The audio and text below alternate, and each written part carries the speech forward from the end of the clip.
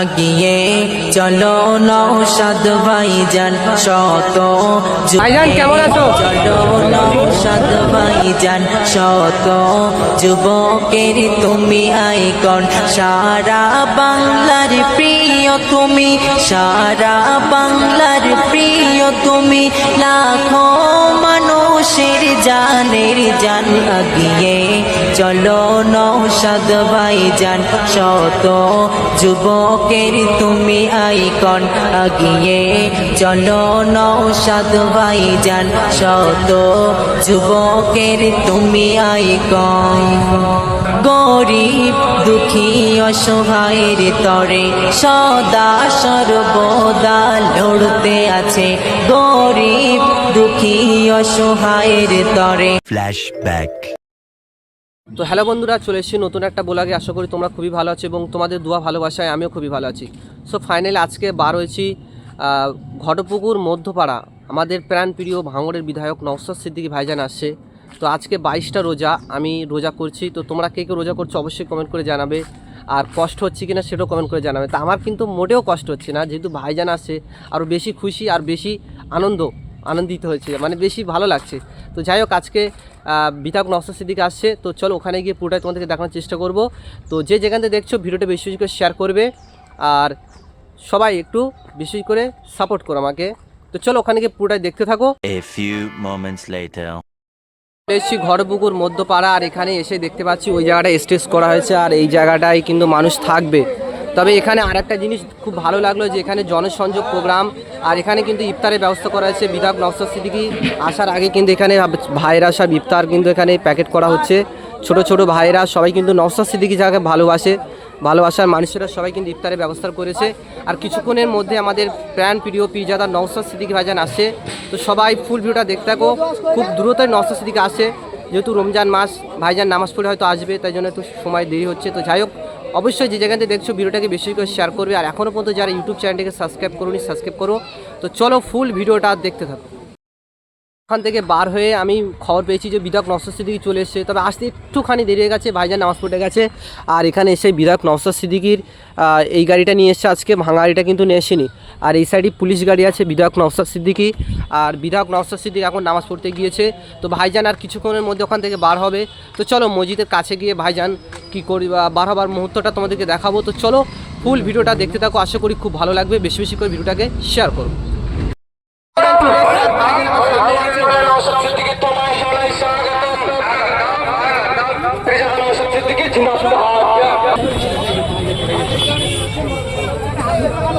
ভাইজান কেমন আছো?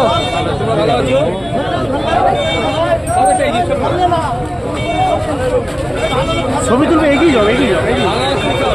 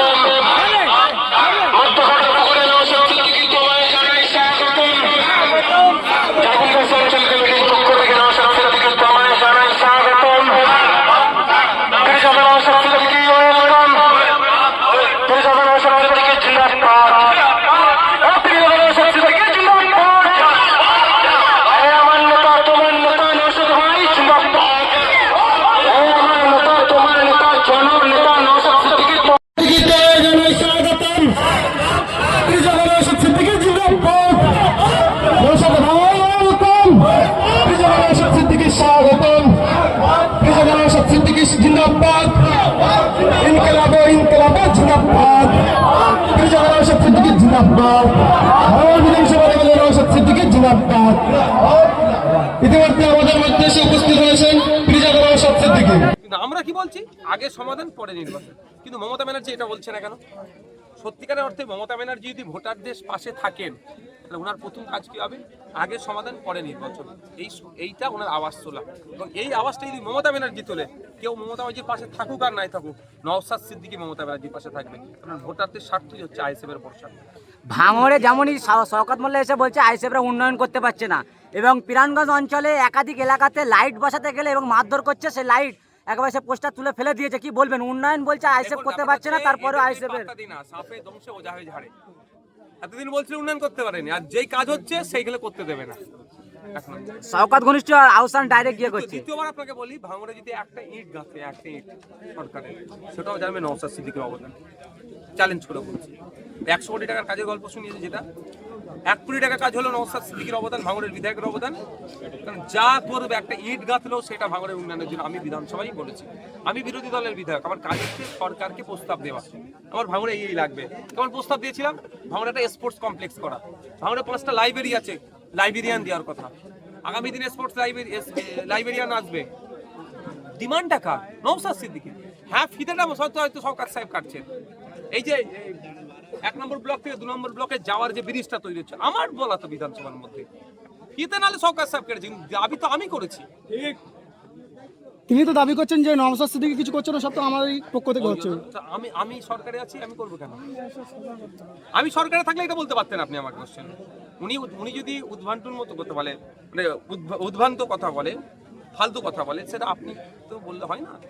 সরকারের কাজ হচ্ছে বিরোধীরা সরকারকে আয়না দেখিয়ে দেওয়া, যে এই এই জায়গায় এইটা, সরকার সেটাকে নিয়ে করা, এটা হচ্ছে কাজ।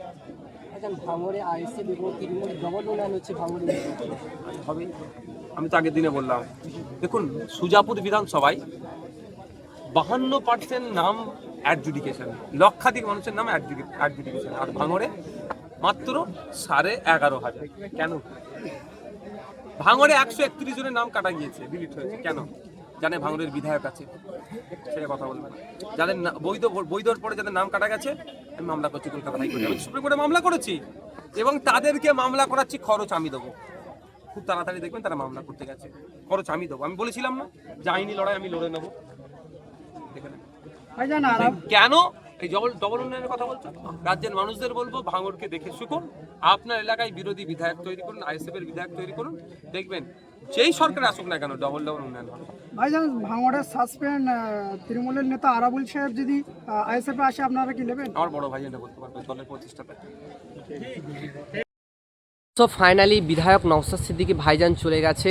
তো ওখানে কিন্তু গিয়েছিলাম আজকে ভিডিও করতে। তবে তোমরা দেখেছো যে বিধায়ক নওশাদ সিদ্দিকী ভাইজান খুব সুন্দর বক্তব্য দিয়েছে। আর ভাইজানকে জিজ্ঞেস করলাম যে ভাইজান কেমন আছো, তো ভাইজান বললো আমি খুব ভালো আছি। তো শেষে কিন্তু ইফতারি ব্যবস্থা ছিল, তো ওটা লাইভ দিয়েছিলাম ওখানে। তো ভাইজান বললো যে ক্যামেরাটা বন্ধ করে দাও, কারণ ভাইজান চায় না যে মানুষদেরকে যে বস্ত্র বিতরণ করছে, তো ভাইজান বললো যে এইগুলো ক্যামেরা করা একদম যাবে না।